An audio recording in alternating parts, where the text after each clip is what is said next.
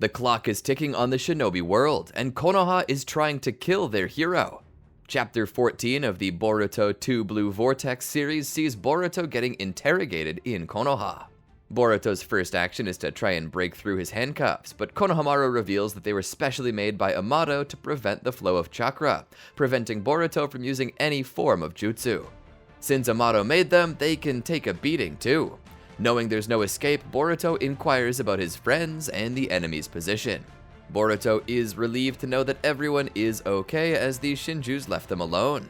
The scene then shifts to Sakura healing Inojin, who was blown through the gut in the last battle. Great to see Sakura finally getting some screen time as the best medic in the world, but she's also quite surprised to see how well Inojin is healed up. Of course, this is all thanks to Himawari, who used her Jinchuriki abilities to heal him. This is just like Naruto's feats during the 4th Great Shinobi War, where he healed Kakashi's missing eye and when he revived Guy after he used the 8 gates. The reason I'm comparing Himawari to Naruto so early is the fact that Jura's attacks can sever a person's chakra pathway system. This destroys their nerves too, which was seen in Sarada's case. Himawari being a prodigy and possessing the Byakugan obviously gives her an edge, as she can be way more specific and focused with her chakra. But what makes the biggest difference is the fact that Kurama has been willing to help her since the beginning. Of course, this does not take away the fact that she managed to heal such grave injuries. I highly doubt that Naruto could do that when he was like 12 or 13. It's expected that Inojin will wake up in a while, as Ino can do nothing but watch. The chapter shifts its focus back to Boruto's interrogation, where his conversation's being listened to by Shikamaru, the Konoha elders, and Amado. Ada is also listening in with her Senrigan. The first question from Konohamaru is who those guys were and why they were after Sarada and Himawari. Ada is using her Senrigan to keep an eye on things and gives Kawaki updates, who is anxious about Boruto in many ways, wondering if his bro would snitch. Damon pokes at Kawaki too, stating that if Boruto decides to reveal everything, then he will not be able to bring his dreams to fruition. However, Kawaki seems unfazed, stating that Boruto needs to be killed because Momoshiki Otsutsuki still exists and that he's a threat. This is bad. According to Koji Kashin's prescience ability, Boruto and Kawaki being at odds with each other is always going to lead to a bad ending. To defeat these Shinjus, both of them need to work in unison. While Kawaki is nowhere as strong as Boruto right now, as seen in all future possibilities where Kawaki gets bodied by Jura, he's still strong enough to be a great support for Boruto. Furthermore, Koji Kashin can use his ability to make Kawaki aware of his future abilities too, helping him grow faster and more quickly to become a serious threat. Furthermore, there are more things that point to the worst ending happening, like Shinki's Shinju coming to life. Now that the Claw Grimes are spread across all 5 nations, there are so many targets whom Boruto has to protect, and now Boruto is handcuffed as his world is slowly dying. Boruto decides to make the best of the situation by sharing some of his intel, as this information will help Konoha fight too, and it's not like he gets the chance to see them too often anyway. He starts by explaining that the beings who attacked them are known as Divine Tree People, who are self-conscious beings like humans. These are actually just parts of the Ten Tails, but they consume humans and use them as a foundation to becoming a being of their own. The human they consume turns into a tree. Boruto uses Hidari as an example, who was modeled after Sasuke. He also adds that there's another monster known as Matsuri, who ate Moegi. He also warns Konohamaru that Matsuri's after him.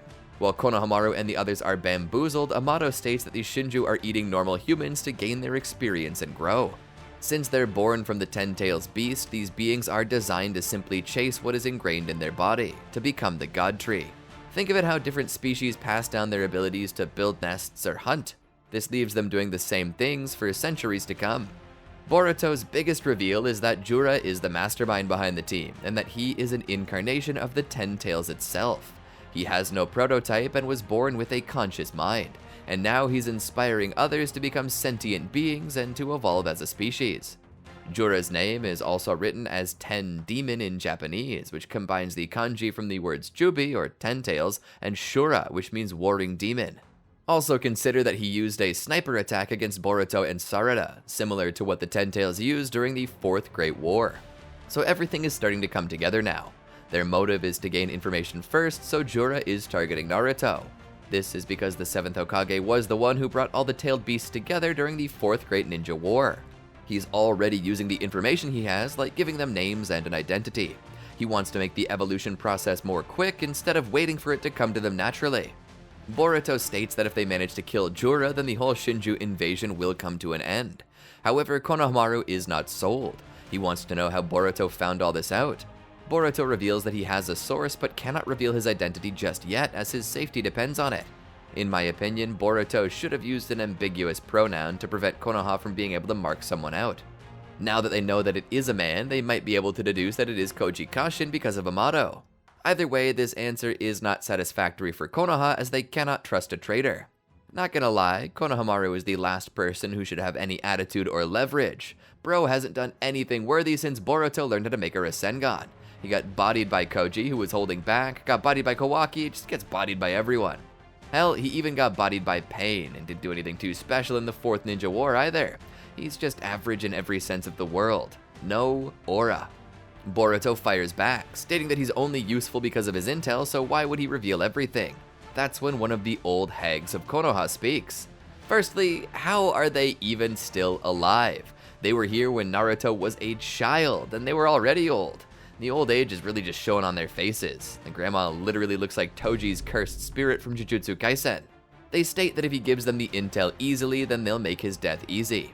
To them, what matters most is that Boruto never leaves that room alive. Man, someone needs to put some duct tape on these old people. They have never made a single good decision. These guys thought that Danzo would make a good Hokage. They were even okay with the Uchiha massacre. Naruto should have just buried them for some peace. The hags also ask why he killed Naruto. They didn't even mention Hinata here either, which is insane considering just how important she is to the village. This is when Boruto drops another bombshell. Both Naruto and Hinata are alive. He still refuses to give any other details, which prevents them from knowing the truth about Kawaki. While everybody is getting a wedgie as Mr. Cool Boruto is holding the pacing of the conversation, Shikamaru gets a flashback. In the flashback, Shikamaru seems to know who the real Boruto is. He even tells Boruto that if he does not want Kawaki to die, then he has to live as a traitor for a while. However, the memory is a bit hazy as he cannot remember certain words, and the information he's been provided with says otherwise. Shikamaru deduces that he needs to trust his instincts and memory here, and believe that Boruto is actually Boruto. Now that his mind is made up, Shikamaru decides that he cannot let Boruto die right now, as revealing the truth is crucial. I knew that Shikamaru wouldn't be fooled so easily, it was just too convenient. He's been waiting for things to unfold and for them to have every piece of concrete proof to show the truth and also to protect Kawaki, as he had the world's best interests in mind. I know that everyone hates Kawaki, but it's important to see where he's coming from too. If there was a train and it could go on 2 tracks, where one led only to death and the other led to the death of the whole town, then all of us would choose the town instead, right? Here, Kawaki is possibly saving the lives of billions of people, but the only issue is that Boruto is our protagonist. Coming back to the chapter, Ibiki is heading to torture Boruto, and Shikamaru contacts Ino using her ninjutsu. He first asks about Inojin, but Ino already knows that this is about Boruto. Shikamaru asks her to connect them together, but Ino asks if this is the Hokage's order. This is because she has to report everything. He pleads to her as a friend, not as Hokage. While it seems like normal dialogue, there is quite a bit of politics involved here. Shikamaru is the Hokage, and he can force Ino to do this, but he cannot stop her from dropping the ball when it becomes too risky. While Ino would never snitch, the thing is that if she starts to believe that Shikamaru is not good enough to be Hokage anymore, then he'll have no support. By asking her as a friend, he also wants to make sure that she has complete faith in him. However, Ino is not ready to do this. She does not see eye to eye with Shikamaru, especially considering the situation she sees Inojin in right now. While Shikamaru is disappointed, he understands where she's coming from. After all, he nearly killed Amado the moment he entered their room after putting a bomb on his son's neck. Being the adult in an important situation is so difficult because there are many things to consider, and your focus is so limited because of how many things you have to deal with at the same time. It's even worse for Ino, as she's basically using her ability day in and day out. While Shikamaru is unable to contact Boruto through Ino, Ibiki begins beating the hell out of our protagonist. He states that he's been waiting for 3 years for such an opportunity. In an absolutely hilarious clapback, Boruto states that he envies Ibiki for having so much free time. I mean, he is right. Why'd you hunt for Boruto for all this time? You guys can't even fight against Code, let alone a Shinju or Boruto. Sit down. Anyways, Ibiki continues to pummel Boruto, but Shikamaru stops him. The Hokage states that they will not be able to force the truth out of him by inflicting pain. Hence, he wants to use Mitsuki to use venom on Boruto. Feels like Shikamaru has completely changed his mind after Ino didn't help him. Maybe he plans on getting Boruto out in a different way. Konohamaru warns him that this might not be a good decision because Mitsuki might try to kill Boruto the moment he sees him. Damn, I never knew that I could hate this guy so much. He got fooled by the Senrigan, never made a name for himself on the battlefield, and acts like he's someone important. Boruto's third toe on his left foot could literally body Konohamaru. Shikamaru does not agree to this and gives Mitsuki a prep talk, and the latter enters the interrogation room. As soon as he enters the room, Boruto mocks him, causing Mitsuki to instantly go into Sage mode and attack Boruto. Before we get into anything else, Boruto has completely maxed his aura points after the time skip. He's exuding the same Lone Ranger energy as Sasuke. Both of them are far better than the current competition and know much more. Back in the chapter, Mitsuki pins Boruto to the wall and sets a snake on him. Suddenly, the snake opens Boruto's handcuffs. He also whispers where his weapons are before Ibiki can pull him away. Boruto, now free, makes a hand sign and states that he does not see any of them as foes and is willing to share intel in the future as needed, but the decisions will be his. This is true as Boruto disappeared with his things without harming a single person. While everybody is panicking, Konohamaru wonders if Mitsuki opened them, but that's impossible as only Ibiki, him, and the Hokage know the code. Furthermore, he has no reason to help Boruto, right? Wrong. Mitsuki knew what was happening all along, and he simply played the part of being an insider for Boruto in case a situation like this came. Man, the day I find someone who watches my back like Mitsuki, I'll be invincible for real. This is the elite duo. Kawaki's just a side piece. In the chapter, it was also revealed that Shikamaru passed him a note with the passcode. Before this, Ada was also informing Kawaki about Boruto's intention to not reveal the truth, which puts Kawaki in a dilemma, even if he does not want to show it. Everybody is extremely pissed at Shikamaru for this, as if Boruto wouldn't have broken through anyway. The Konoha elders even threaten him that the daimyos will not be happy and there will be consequences. There's a high chance that they cannot uncover the truth soon enough, and someone will replace Shikamaru. While this could be Konohamaru, the elders probably wouldn't approve of this. This is not because he's not strong enough, but because they don't see him as worthy. The elders didn't like the third Hokage, his grandpa, anyway. They got family beef. Aside from him, they only have one true choice, Kawaki. While one might say that Kakashi's still here, and even Sakura could be a good pick, having two interim Hokages back-to-back would heavily affect Konoha's standing in the Shinobi world. This could also lead to major public unrest. And as we know, nothing matters more than public image to these elders. I mean, they were ready to make Danzo the Hokage because his name is well known. Danzo! In front of that, Kawaki is an insanely good choice. Sure, he's a bit young, but Gaara became Kazekage at a young age too. Apart from that, Kawaki just makes sense. He's their strongest guy, and due to Ada's abilities, he is the person shouldering the world's safety and fighting against both Boruto and the Otsutsukis. In the flashback from Chapter 1, Kawaki's outfit was different too. Maybe that's his Hokage outfit.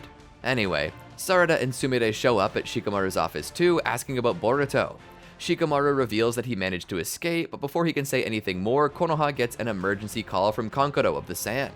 Shikamaru instantly answers the call, and Kankuro reveals that Gaara and Shinki have been taken down, and that Shinki is a tree now. Well, we saw this coming. I hope that Gaara just retires now. Maybe get himself a garden or something, you know? He deserves to rest. He's taken way too many beatdowns lately. The Naruto sequel has not been nice to him. And now the new Shinju named Ryu, based on Shinki, is here. Ryu means grain of sand, referencing his ability. This is the countdown to destruction as Shinki plays a major role in the end of the Shinobi world. Now that he's here, Konoha and the others really have to keep their cool to make the right decisions in order to make things go well. And with that, the chapter ends. What do you think's gonna happen next? Make sure you let us know down in the comments and subscribe for more like this. Thanks for watching, and we'll see you next time.